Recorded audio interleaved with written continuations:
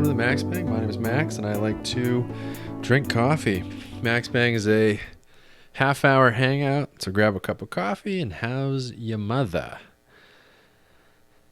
Oh boy, what did I try to say? Oh, the point of these is to take a smooth half hour for some take a half hour for some smooth radio voice, and hopefully we'll be able to build a community here.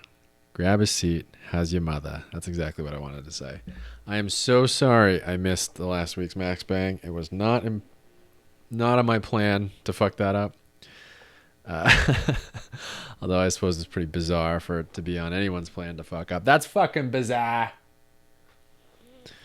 One of the greatest things to say with a Boston accent is that's fucking bizarre. Motha is a really good one. Morgan is a really good one. We've talked about this before. Excuse me. Wasn't my intention to skip it. Something sort of big came up. I guess I can talk about it. I was in the running to pitch a... Don't want to do that. I got an opportunity to pitch a very big company an idea for a new campaign they wanted to do. I think I'm allowed to talk about it because spoilers, I didn't get it, which is a bit of a bummer because I think I had a pretty good idea. I don't know. Anyway, fuck it. Let's talk about it. The campaign was focused around the idea of optimism. What is optimism? And what was fun about doing it was I actually sort of got to delve into it a little bit and dig my nails in, dig my dick in, however you want to put it. I got to dig my dick in, use my dick like a shovel. I got to shovel dick it a little bit. But what is optimism? Optimism is not being happy. It's not laughing a lot. It's not just being giggly or buoyant. It's choosing to see the positive side, or choosing to see that helicopter flying right near my fucking head, dude. It's choosing to see. I mean, obviously everyone knows the glass half full, but that's you look at a half glass of water and you say, is that half full or half empty? And if it's half full, you're an optimist. If it's half empty, you're a pessimist. If you say 50%, you're a fucking engineer. I don't know, a realist. But really what it is choosing to see the world, choosing to see the universe as something that's working for you, not working against you. And specifically, a couple of good examples. Actually, I didn't really know this beforehand, but a couple of good examples are, one, if something goes wrong, it's not automatically completely your fault. I guess pessimists think if something goes wrong, it was my fault, I fucked it up somehow. Optimists also don't think that optimists think that if something is going poorly, it won't be that way forever. So a pessimist would think if something goes poorly, well, that's it. That's my life now. My life sucks now, period. Whereas an optimist would say like, well, it sucks now, but it'll probably get better. So you choose to see, the best way I could think of it was you choose to see the universe working for you. Now, I used to have that in fucking spades. I used to really, really think that everything would sort of work out for me because it did or eventually it did. Which is kind of a silly way of looking at it, but if it makes you happy, then it's not. They also found that you can choose to, not quite, but basically rewire your brain. So if your normal reaction is to like be an asshole, be a pessimist. If you like say out loud, nope, this is fine, I'm going to get over this, I'm going to get through this, or blah, blah, blah. Like your brain will eventually rewire itself and you can turn yourself into an optimist. To me, that was the most exciting part of this whole fucking thing. The idea that, because I thought, I'm just a negative Nancy. I think the worst of people and the worst of things, and that's just the way I'll be for the rest of my life. Knowing that you can change that is a really, really really nice feeling for me. So not only can you change it, or not only is it a choice, you can change it permanently. My idea for the pitch was, if it's a choice, it's not just a choice, it's actually an exercise. So you have to, just like if you want your fucking guns to get bigger, dude, you got to do curls. You have to exercise your mind in that way on a consistent basis. So you build in daily affirmations or fucking whatever you want to do on a recurring schedule, and then you also like remember anytime something goes haywire, turn your mind around, turn your outlook around, and look at it this way, and then when those things happen, you sort of choose light, choose optimism. So my pitch was basically, it's not, optimism is a choice, but it's also more than that. It's an exercise. It's something you have to consistently do. You have to practice it. It's not a lesson. It's a practice. That was my pitch. They didn't take it, so fuck me. Maybe I don't know what the fuck I'm talking about. But at the end of the day, I mean, it was really interesting sort of digging into what that means, how I feel about it personally, how my views have changed. I was saying earlier, I used to be super fucking dead to rights. I hate everybody. I hate the world. The world's out to get me. Everything sucks. Then somewhere, I don't know what happened, but it really turned to, I think everything's going to work out, or at least in my brain, for my view, for my world, everything's going to work out for me and for everybody. And then it really did take another turn. I've definitely gone through waves. Now, these are long sort of eras, I guess, of my life. But it's nice to know that you can change your way of thinking. That to me is like a really exciting thing. Anyway, that was really fun for me to delve into that. Pitching it was kind of a pain in the ass. I had to, it was a Zoom meeting. Fucking Zoom meetings. Ugh, that's our goddamn world these days. I had to Zoom meeting people, and it was a company that was in New York. So I'm in LA. It was 3 hours earlier. I was the first one of their day at 9 or 10 or whatever. So I had to be up at 6 or 7 a.m., 6 a.m., full of energy, peppy as fuck, ready to go. Hey guys, how's it going? Optimism. I don't know. I thought it went okay. I think in the end of the day, they went, my pitch for a video was kind of silly. I had a silly take on it, and I think they went a lot more serious, which is fine. Honestly, like, it's up to them. They can do whatever the fuck they want. End of the day, at least what I'm my optimism brain, or what I'm trying to optimistically convince myself is convince myself of is ugh. It was nice to like dig into an idea like that, and a pretty pertinent one to our goddamn in my PDF slideshow, PowerPoint, whatever the hell it's called. I said optimism, what is it? Choosing the optimistic outlet. Why is it so hard? Because your brain's whatever. Why is it important? Because you can physiologically, if you're an optimist, you live longer, you have less stress, you sleep better, you perform better, you're happier, blah blah blah. Why is this so hard today? And I just said 2020. Need I say more? Anyway, long story long.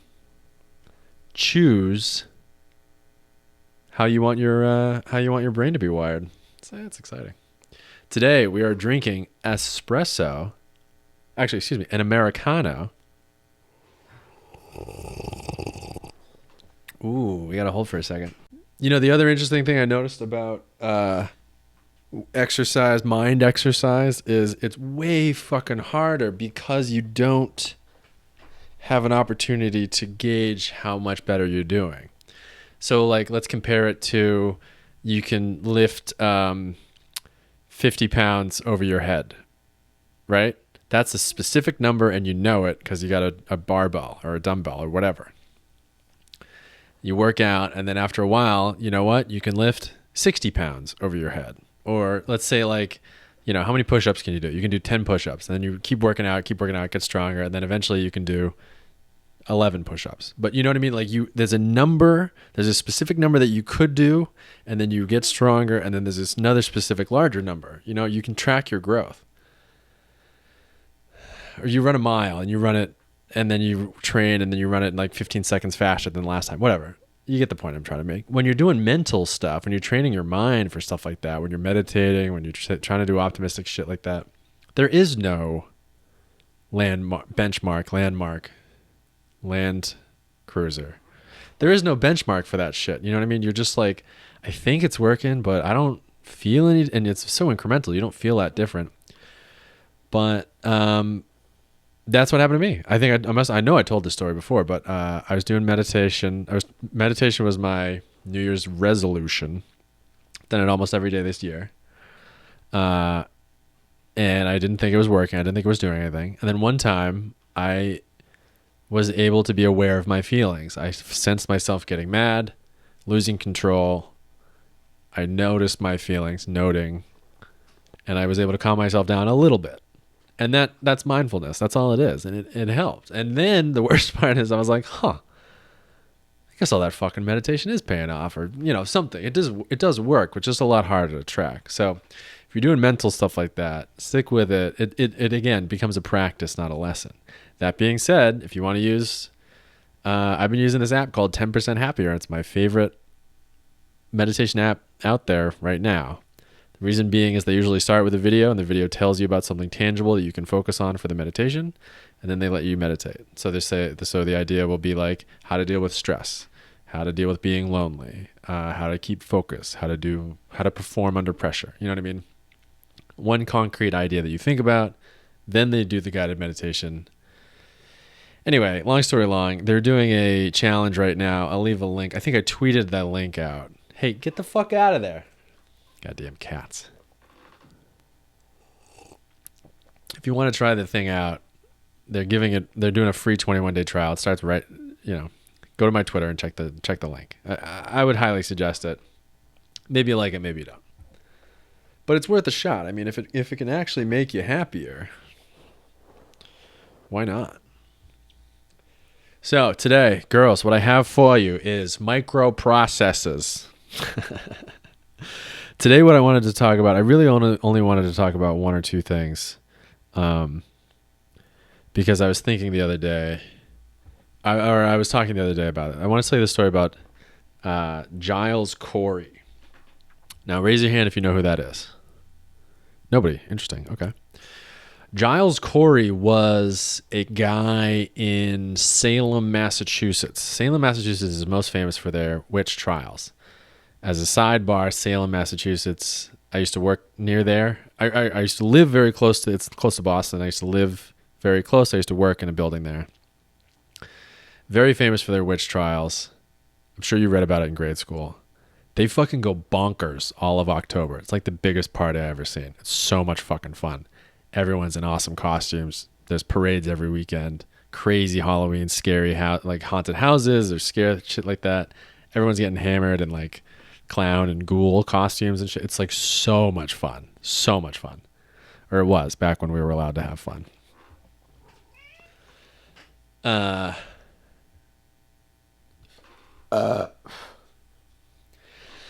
Anyway, Giles Corey was a guy who lived in Salem, Massachusetts during the witch trial. So this is like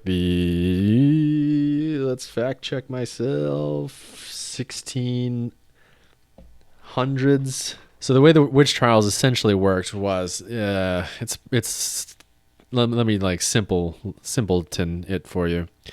Somebody accuses you of being a witch.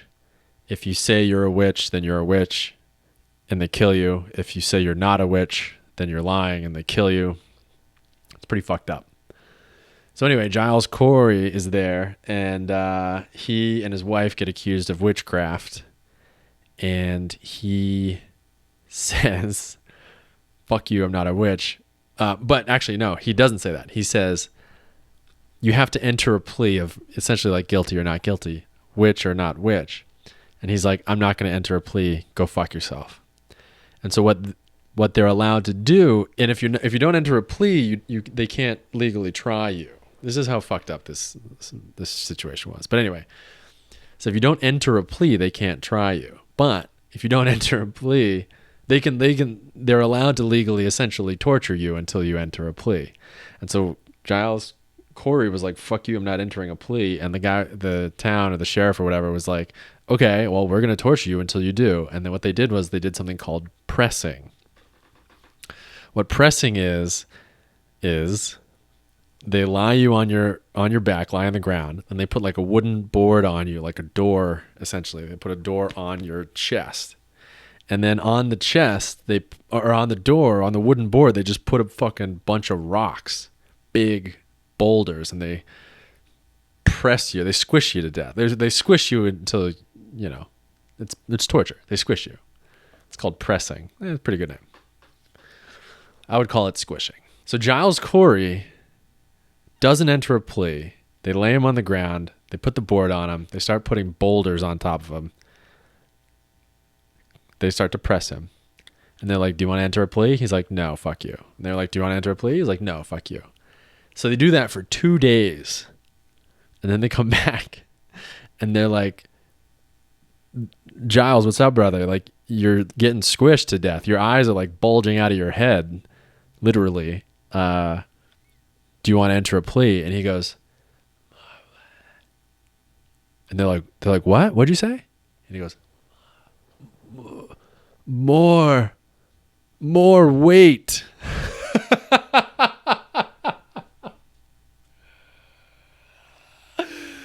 Oh my God. He was like, give me more boulders. Like, do I want to enter a plea? Oh, I'm glad you asked. Fuck yourself. Give me some more boulders. Fuck you. Anyway, long story long, Giles Corey got pressed to death, got squished to death. He died. Yeah, as somewhat of a happy ending, because he never entered a plea, he was never tried, he was never found guilty, so his estate was legally, his sons got to inherit his estate. If he had been found guilty of witchcraft, the government would have seized his assets, including his land, his estate, his whatever. So he won in the end. But and actually, as another one, he sort of cursed Salem as he was dying. He was like, fuck you, Salem, I curse you.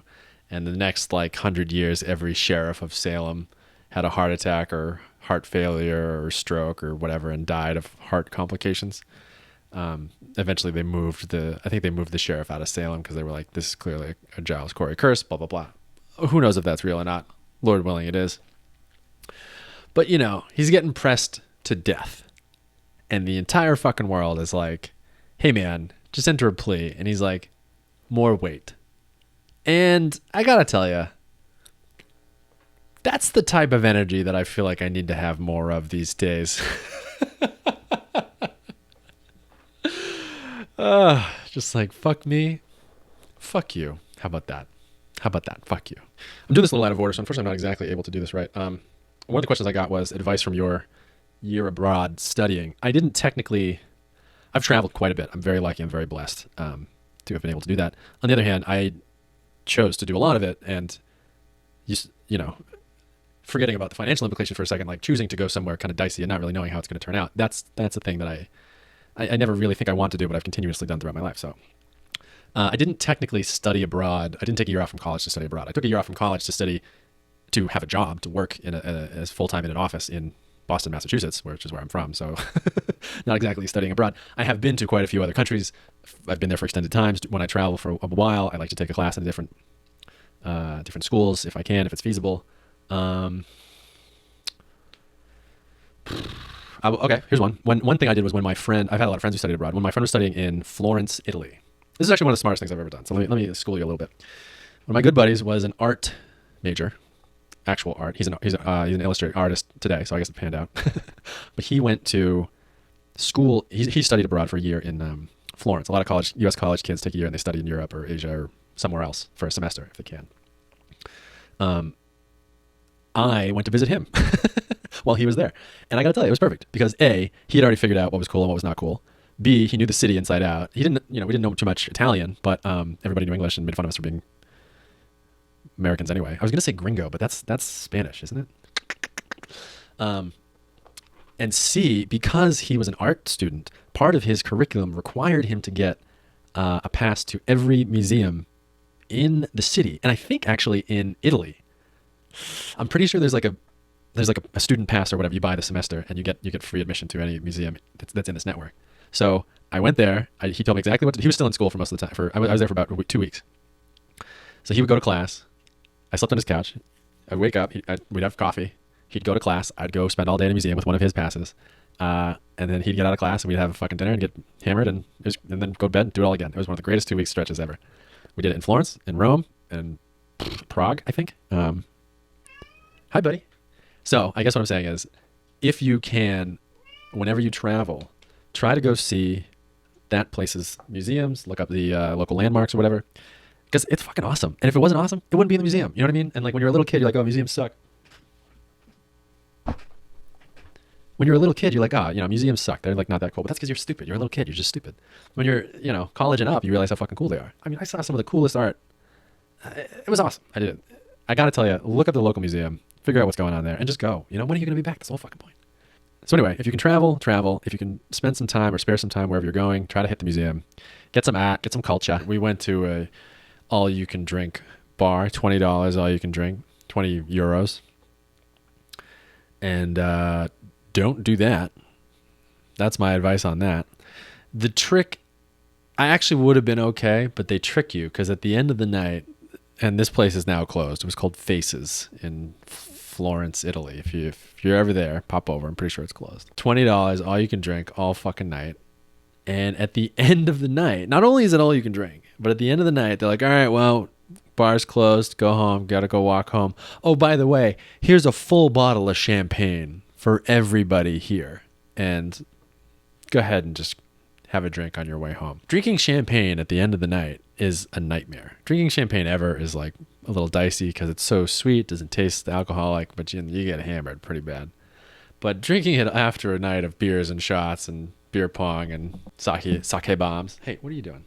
Sake bombs. Like, I do not recommend drinking a full bottle of champagne after you've been drinking all night. Puked my brains out. Puked in a bidet. Hate to say it. Love to say it. Love to see it. Hate to say it. That's going to do it for this episode of the MaxBang. Make sure to comment below, like this video, subscribe to the channel.